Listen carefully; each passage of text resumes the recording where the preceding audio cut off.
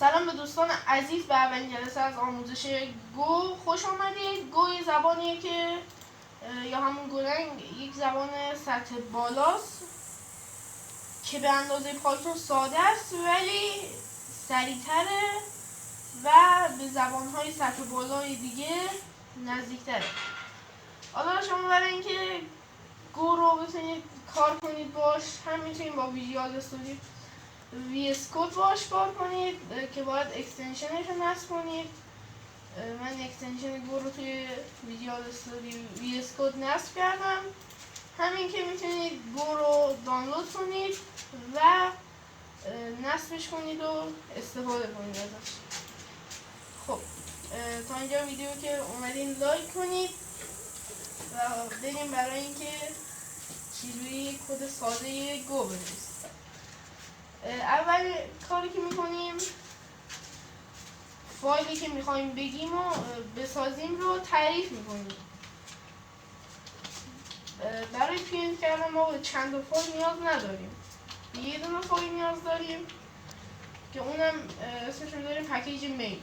شما مثلا وقتی میخواین یک مکانیزم رزرو بلیط بسازیم باید چند تا پکیج درست کنید توی یک پوشه و پکیج اصلی که همشون رو کنترل میکنه مینه.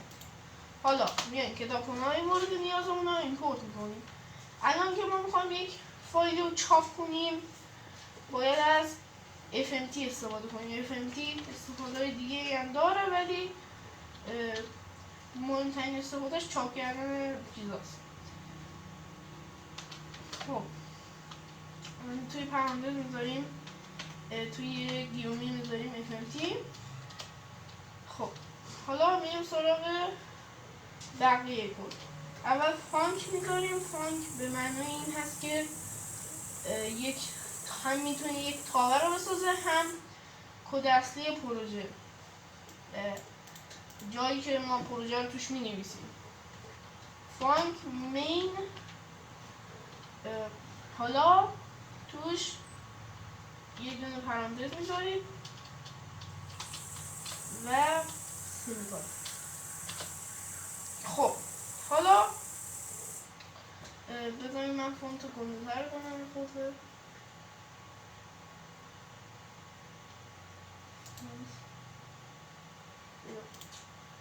حالا باید کدمون رو بنویسیم اینجا.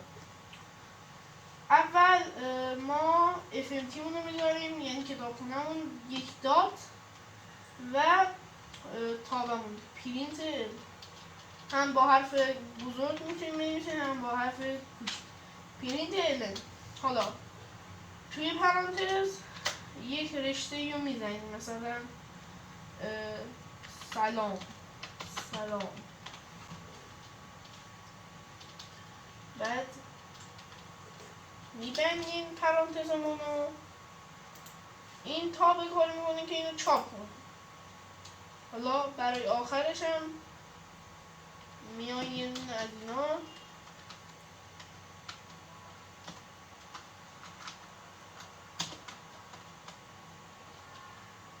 اینا میذاریم که تموم کنه کارمونو. بعد این که یک چاپ کردن. حالا اونو که نصب کردین میان تو ترمینالتون اون پوشه‌ای که فایل مین گوتون رو ذخیره کردین می‌نویسین go dot go run dot slash back main dot go. حالا هر اسم فایلتون هرچی هست به اضافه پسوند گوش رو میذاریم. حالا من حواسم نبود سیو کنم، کنترل اس رو میزنم، سیو شد و برمیگردم تو CMD. اینطوری که بزنیم برام اجرا میکنه. الان باید بنویسه سلام، یه خورده طول میکشه. خب دیدین که چاپ کرد. حالا اینکه بحث ساده‌ای بود و ویدیو خیلی طولانی نشد، 4 دقیقه 7 دقیقه پتانسیلش رو داره دیگه. ما میخوایم به تعریف متغیرها بپردازیم. خب الان به جای اینکه سلام رو چاپ کنیم یه متغیر درست میکنیم به نوعی که به نوع سلام بخوره و سلام رو چاپ کنه. برای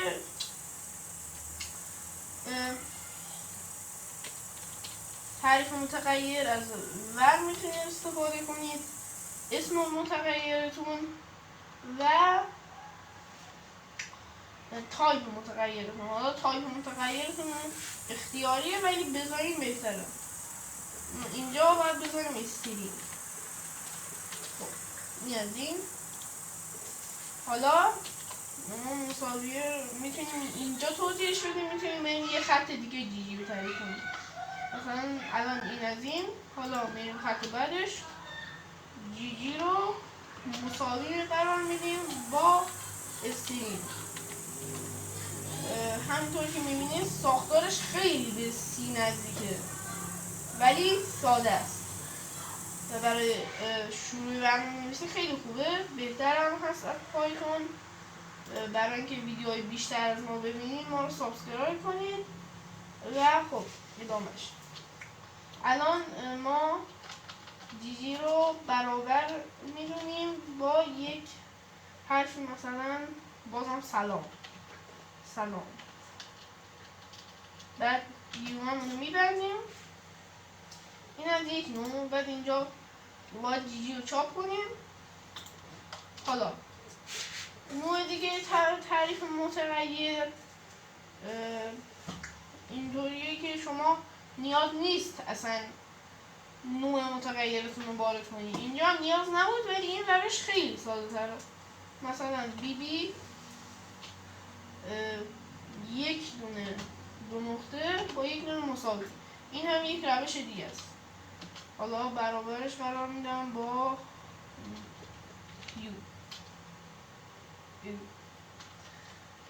اینت. حالا اینت نوعی که برای اعداد رو نیاز داریم. اینت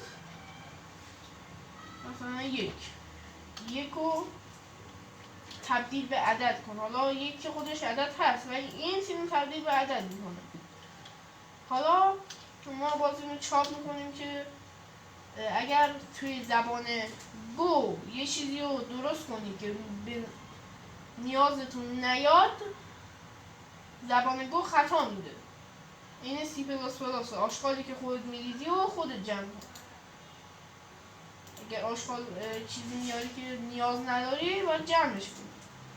خب ما باز الان بی رو چاپ میکنیم که باز توی نتیجه میبینید آخر میبینید که یک چاپ میکنه. حالا ما اینا متغیر بودن. حالا ما میخوایم یک ثابت تعریف کنیم. ثابت تعریف کردن چجوریه؟ ما باید از کانست استفاده کنیم. کانست تقریبا درست نمیشم دیگه نه؟ آره درست نمیشم. بعد از کانست استفاده کنید. بعدش اسم ثابتتون، بعدش هم نوع ثابتتون. اینجا اینت. اینجا نیاز نبود اینتو بذاریم. خب اینت. حالا من دو خطه بیشتر دوست دارم که دو خطه تعریف کنم، جدا از هم تعریف کنم. رو برابر قرار میدم با سی. حالا یک نمونه دیگه هم دستور چاپ کردن میذارم و خب اگر ما فایلمون رو سیو کنیم و برگردیم تو ترمینال بزنیم go run dot backslash اسم فایلمون و اینتر رو فشار بدیم. ایو خطا داره مثل اینکه missing init explain for mm میگه که رو نمیتونیم تغییر بدیم. یعنی باید بخشی ثابت ها رو باید توی یه خط تعریف کنید. سی و بعد دوباره برمیگردیم توی اینجا. البته اینجا باید کنترل اس میزنیم، کنترل اس، برمیگردیم به ترمینال. الان امتحانا درست کار میکنه. سلام، یک که برای این بیمون بود و سی که برای اممون بود. این رو هم یادتون باشه ثابت رو دو خطه نمیتونید تعریف کنید. حتما تا اینجا ویدیو که اومدین ویدیو تموم شده لایک بکنید که من انرژی بگیرم ویدیوهای بهتر و جدیدتری درست کنم و کانال منم سابسکرایب کنید که از این نوع ویدیو ببینید. خداحافظ.